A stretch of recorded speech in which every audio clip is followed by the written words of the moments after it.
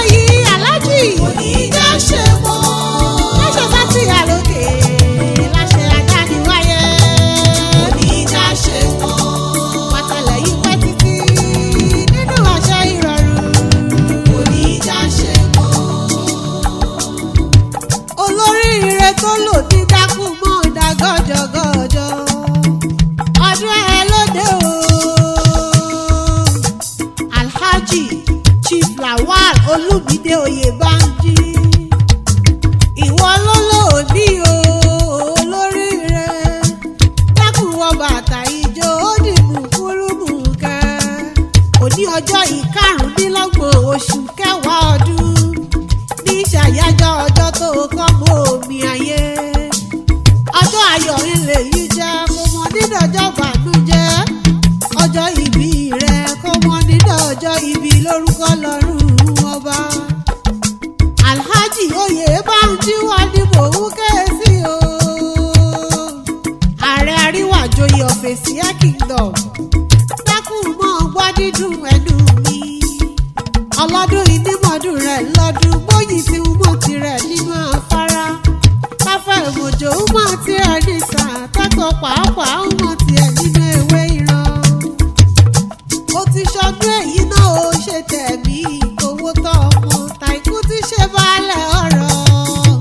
the akéwèjì of Nawarudeen Ajégúnlẹ̀ ẹni yìí ni wọ́n jẹ́. ó dára nílé ó tún wuyì láwùjọ. aṣọ ìrà ọmọ ní fàyà lórúkọ lọ́rùn ọba. ó ti yágbéra nílẹ̀ káwárẹ̀lẹ̀ bàbá tó bí ọlọ́mọ. owó kì í ọbẹ̀ ológun àrùn o. Alhaji Chief Lawal Olumide Oyebanji owó kì í ọbẹ̀ oníwọ̀fà ọmọ. owó kì í ọbẹ̀ ológun kẹ́kẹ́. má kì í ọbẹ̀ ọlọ́gbọ̀n abájá. ilé ẹ̀sà ní Esie níṣẹ́ ilé bàbá tó bí ọlọ́mọ ó ti yá kí n bá ọ délé.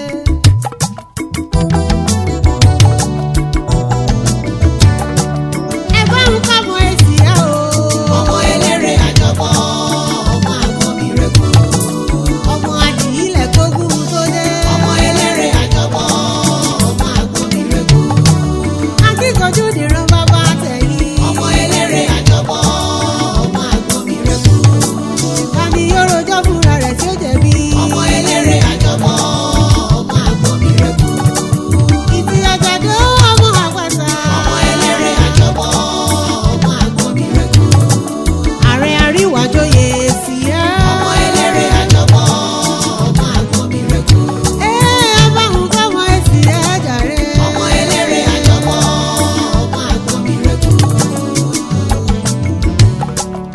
ọmọ Esie àjọbọ ìtì àjàdó ọmọ àpàtà. ọmọ eléré àjọbọ ọmọ àgbọn mi rẹ̀ kú o.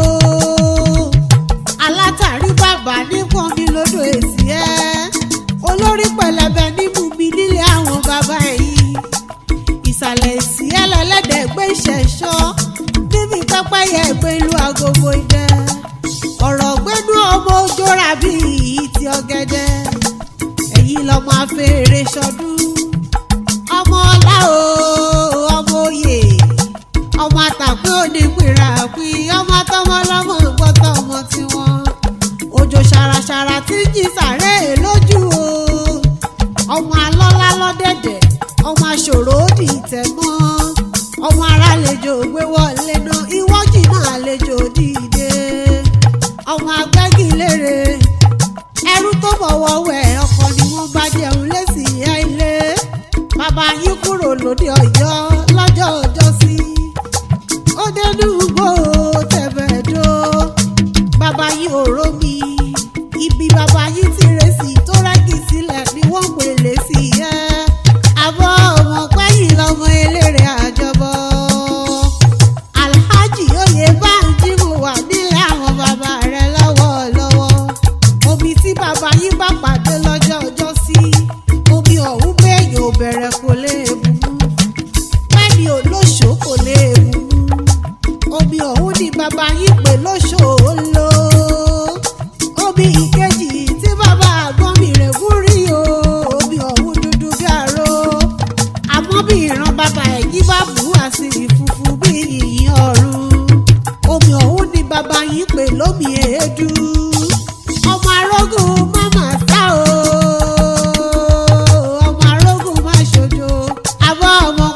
ọmọ adìyí lẹ́ẹ̀ẹ́dógún ọmọ adìyí lẹ́ẹ̀kógún owó tó dé ọmọ abáwọn rògbò jẹ̀bi ọmọ eléré gbùngbùn nígbó èmi ò rí èèyàn tí yóò rojọ́ fúnra rẹ̀ tí ó jẹ̀bi ìtì àjàdó ọmọ àpàṣà ìtì àjàdó bẹ́ẹ̀ bá mọ̀lẹ́ bí ò ṣe é mú wọn kígbe sára alẹ́ tán ọmọ afẹ́yìn ó lè gbó tẹ̀tẹ̀ lẹ́gàn ogun àjàwẹ̀yìn bébí ló múlẹ̀ bàbá yìí wù mí ogun ojoojúmọ́ ló múlẹ̀ bàbá tẹ̀yìn sún mí lọ ọmọ eléré gbùngbùn nígbó èmi ò rí èèyàn tí ó rojọ́ fúnra rẹ̀ tí ó jẹ̀bi àṣeyí ṣàmọ́dún o